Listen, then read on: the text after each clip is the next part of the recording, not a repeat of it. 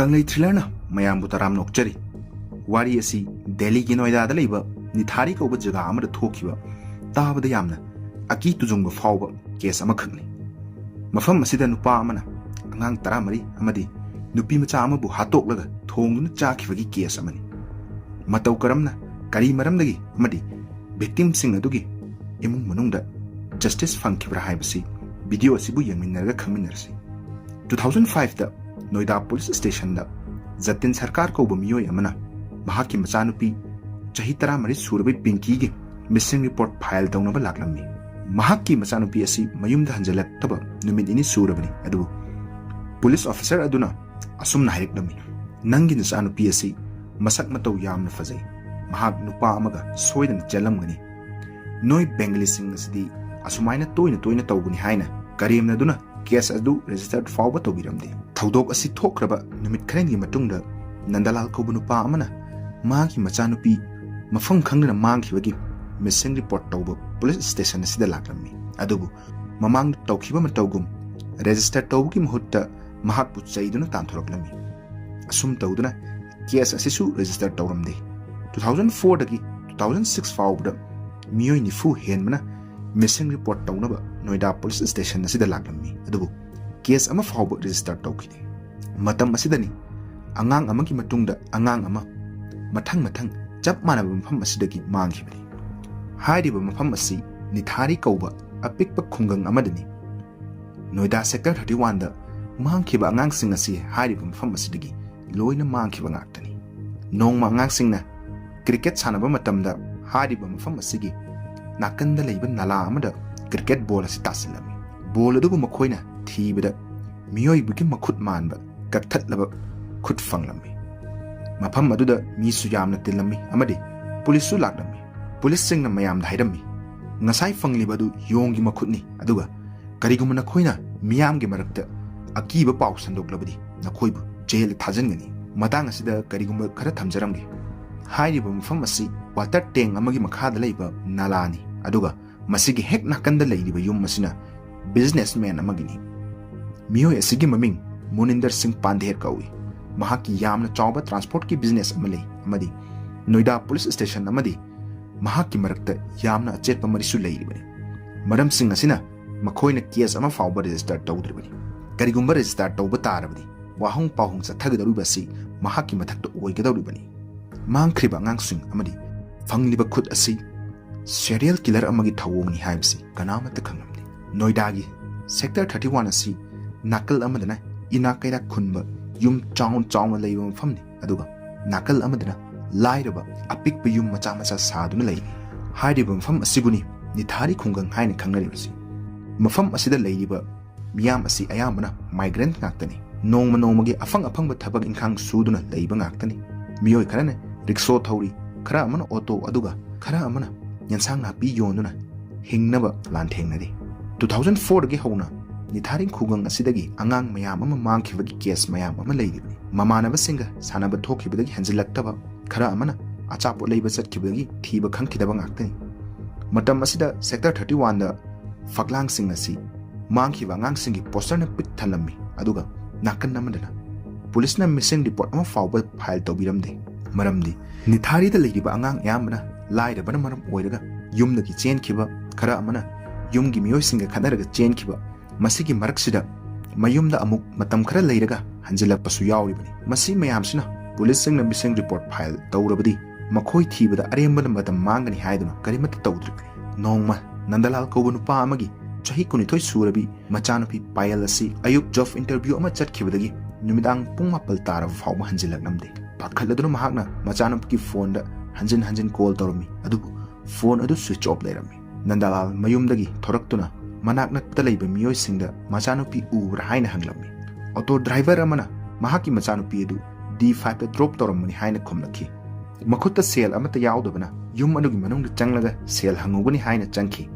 pail yum manung adudagi sungthok thoklak tabadagi auto driver aduna yum adugi bel khinglammi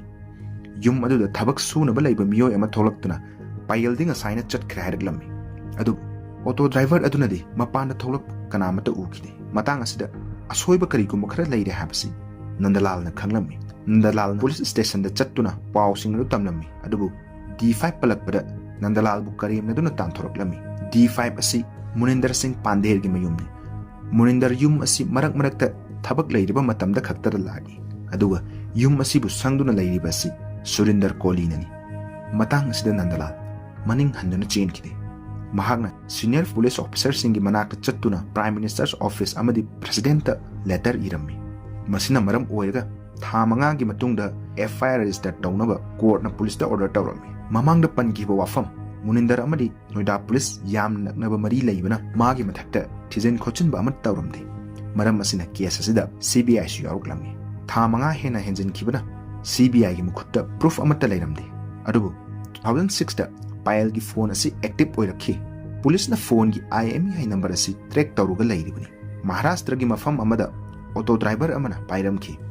driver asibu wahang pahung tawba matamdadi phone asi mahakna nupa amadagi second hand laibani haina hairakhi aduga nupa adugi number su mahakna pirakhi number adu police na call tawba matamdadi Muninder gi minai oiriba Surinder pairakhi matam asidadi mahak nithari thadoktuna mahaki Uttarakhand laibi yumda chatkirami 29 December 2006 da mahak arrest tawrami aduga inquiry chathava horuklami Payal bu mahakna hatpani haibasi masana yajarami aduga hatoklaba matung manak nakpada laiba nala adu langtharami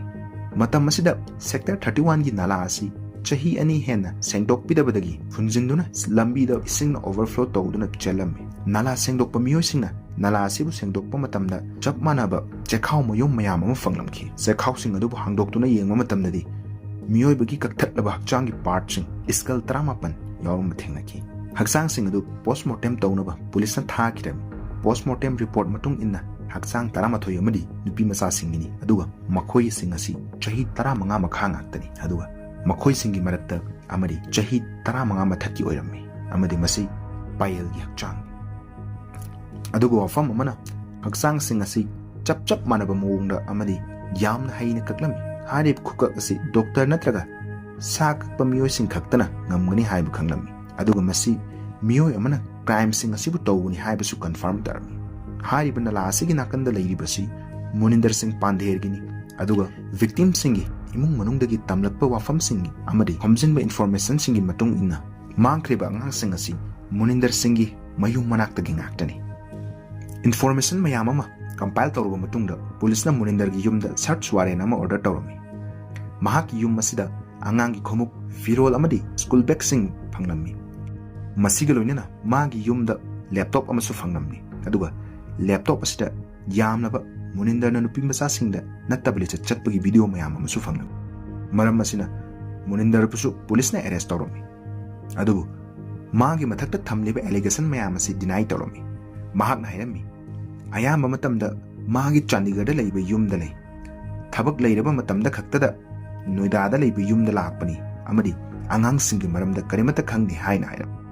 nakan amaromda mahaki minai oina leiriba Surinder di mahaki maral si yajarami maral yajaba khak nattana Thokhiba thoudok sing adu yamna marik chumna amamta oina phongdokhi Surinder Kolina phongdorakpagi matung ina mahakna chahi 13 surakpa matamda hameng asemba yonba dukan amada yawrami magi mari mata amana mangonda yamna toina karem ka thaina basi tawrami asawbana hemen kiduna mahakna thangna yanduna hatoklaba matung makak thatlaga huida pizza thoklami aduga lemhauba sadong sing aduna mahakna thongduna cha thoklami miyoibagi sadong asina khwaidagi hawi amadi masigi mahaw asi mana kawba su ngamdabana mana amuk hanna janingpa matamda angang sing asi faraga hatoktuna charibani angang sing asibu mahakna gate manungda leptuna leiraga chocolate mithai natraga athum haw utlaga kadar toksinarga faraga emungda pusallibani ahanbada Surinder amadi Muninder anina angang sing asida aranba thabak kaya sa tharba matung Surinder na angang sing adubu hatoklaba matung fawbada apenba poktrabadi asiba hakchang adu fawba aranba thabak chatharami aduga hakchang adu pumthaba horuklam daira matup ahum thokna kakthallaga plastic bag amada hapsalimi aduga mayamna khangdanaba kidney intestine amadi liver asi bag adugi mathak thangba sarukta hapsalami masigi plastic bag asi atopa fattaba hundoknaba khawmada haptuna nalada hundoklami aduga masida lemhau part sing aduna thonguna cha thoklami haribo wafam sing asi सुरिंदरना police फोंदोकपो वफम ngaktani amadi mahakna crime asi karamna tawba hawrakhi haibasi semjinbo wari oiramsu yarabani adubu angang sing asida thokriba thoudok sing asidi tasengna thokhiba ngaktani amadi masigi proof kaya amasu fangi Muninder Singh mayum manakta leiba naladagi fangliba haksang sing angang singgi khomuk firol amadi school bag pile gi phone haksang sing asi kakpada sizinaba thang amadi Surinderna fongdorapa wafam sing asigi matung inna police nam makhoi ani gi mathakta charge sheet ama semki aduga mioi tarama panbu murder tawgi charge tawrami masigi matung chahi manga leiraga 12 February 2009 da Ghaziabad CBI court na sibge chairak pina ba rai taki adubu Wari asigi twist asi hojik lakadawribani Ghaziabad CBI court na sibge chairak pina ba rai taki adubu masigi mayokta makhoi ani na Allahabad High Court ta che thaki chathakiba murder trama panasi Muninder amadi Surinder gi body asibu link tawba yaba evidence ama fawba fangamde angang singgi hakchang firol amadi school bag sing aduda makhoi ani gi DNA sample ama fawba fangamde Surinder na police ta fongdok ki wafam sing adu court ta proof oina pisan ba yaba oiramde aduga Muninder gi laptop ta yawba video sing aduda mahangna nupi masa sing aduda amang ata oiba yaba karimata tawramde amadi makhoi sing asi chahi tarane pangi mathak ngaktani video hawrakpada pankiba jatin sarkar kaubu nupa adusu yamna chingningai oiba mongda turenda irak nadula sikhi amadi nandalalbu Allahabad court ta witness oinaba kaubu matamda yamna tayona ba wafam sing fongdorakhi mahangna haiki Ghaziabad court ta fongdokhiba mayamadu oidaba ngaktani oidaba aranba wafam fongdokpagidamakta Allahabad court na nandalalbu chahi ahum khaigi fadok pikhi asum tawduna Ghaziabad court ki witness mayam ge wafam sing adu value amata yawkhide asum tawduna nithari gi case asi yamna maring manangba case ama oina loishanki 2023 da Muninder Singh amadi Surinder Kohli asibu mapung faba evidence phangdabadagi Allahabad High Court na jail gi thadokna ba rai taki Muninder Singh Pandher asi hojik free oina leiri aduga Surinder Kohli buna miyo ama khakki murder gi maralda jail da thamne 2004 dagi 2006 phau gi marakta angang ni phu hen basi mafam khangnana ni thai dagi mangkhibani amadi makhoi anina angang kya murder tawkhibano haibasi chap chana fongdokte aduna angang 18 gi mathakta murder tawrambasu yaribani Allahabad court na makhoi anibu maral leite haina fongdokhi bihat sing asi Muninder amadi Surinder anina tawdrabadi asuk yamna murder asigi marumda leiriba tamthiriba misak adu kana oibano mayambu kanglei thrana amukana khurumjari